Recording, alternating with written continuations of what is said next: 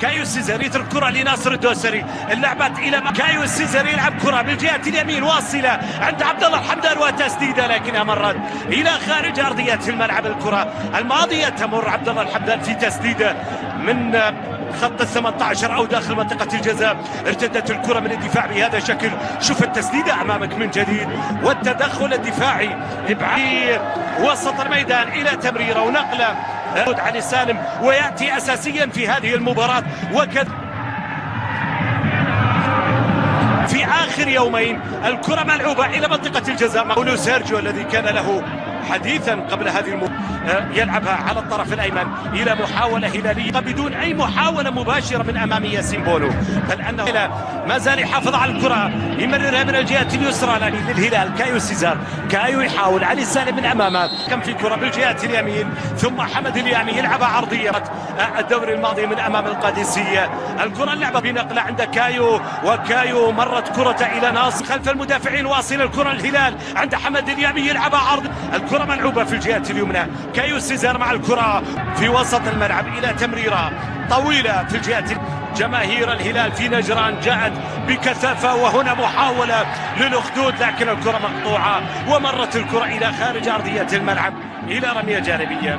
قطعت الكرة من أمام صالح العباس في المحاولة الماضية. صالح كان في انطلاقة والكرة مقطوعة من أمام صالح العباس. شوف انطلاقة صالح والتغطية، التدخل من عبد الله الحمدان. حمدان بتمريرة وصلت إلى متعب، التمرير من أمام المرمى لكنه يريد أن يكون هذا الحضور أكثر خطورة على مرمى ركان النجار. وصافرة فيها مخالفة وركلة حرة مباشرة هلالية تأتي بالقرب من كنو والإذن من حكم المباراة لكنو لتأتي والسادة بالتعادل السلبي. وكرة اللعب الراس لكنها تصل إلى ياسين بونو، التقاطة من ياسين بونو للراسية الماضية للأخدود. الراسية الأخدود حاول أن يقف من أمام الهلال لكن الدوسري يلعبها للحمدان من أجل أن يبدأ الهلال. والحمدان تسديدة مرت إلى خارج أرضية الملعب وصلت إلى ركلة ركنية. شوف التصدي، شوف المحاولة وشوف التصدي والمتابعة من ركان النجار اللي يبعد الكرة بيده إلى خارج أرضية الملعب عن قناة اليسرى إلى الحمدان.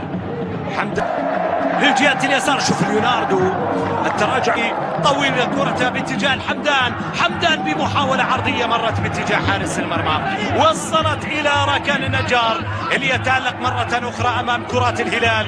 في المرة الماضية عبر التسديدة نجح في التألق والتصدي لتسديدة الحمدان. هذه المرة عرضية الحمدان ما عبر الهدف في هذه المباراة. الكرة إلى كايو وكايو ينطلق بالكرات الماضية، حالة سقوط والحكم يحتسب ركلة جزاء لكايو سيزر مع الانطلاقة الماضية.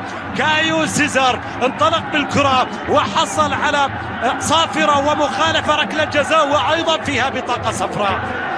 أيضا الكرة فيها بطاقة صفراء. التدخل حكم المباراة يشير. الصافرة جاءت من الحكم وليوناردو يتقدم ويسجل أول أهداف الهلال في المباراة. الزعيم يبدأ ويفتتح المشهد مع الأوقات الأخيرة. العادة لا تتغير، الهلال من يفتتح المشهد في مبارياته من أمام الأخدود. هذه المرة يتقدم ويسجل هدف يتقدم فيه عن طريق ليوناردو 1-0. الهلال يتقدم في شوط المباراة الأول.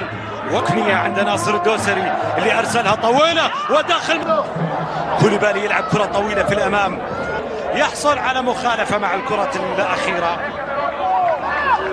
شوف التسديدة من جديد اللي جاءت من متعب الحربي وصلت إلى مكان النجم. بونو يلعب كرة إلى كوليبالي. ناصر بكرة. كان الهلال قد اقترب مع موعده بالهدف الثاني لكن الراسية من ناصر مرت بعيدة إلى خارج أرضية الملعب. شوف دي كرة مرتدة، المحاولة في الجهة اليسار الاهتلاف.